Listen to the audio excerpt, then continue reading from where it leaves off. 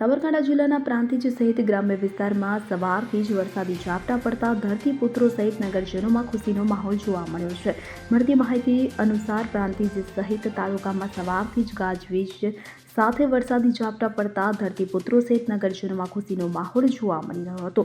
બીજી તરફ પ્રાંતિજ બજાર વિસ્તારમાં વરસાદી ઝાપટાને લઈને બજારમાં રોડ ઉપર પાણી વહેતું થયું.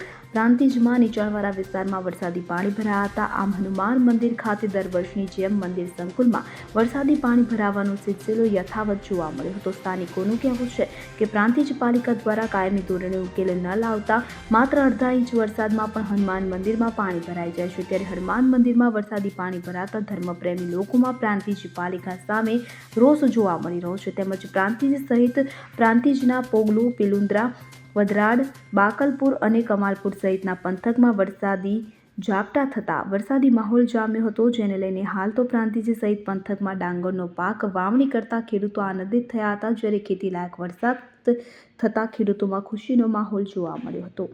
હવે જુઓ દેશ દુનિયાની તમામ ખબરો તમારી આંગળીના ટેરવે.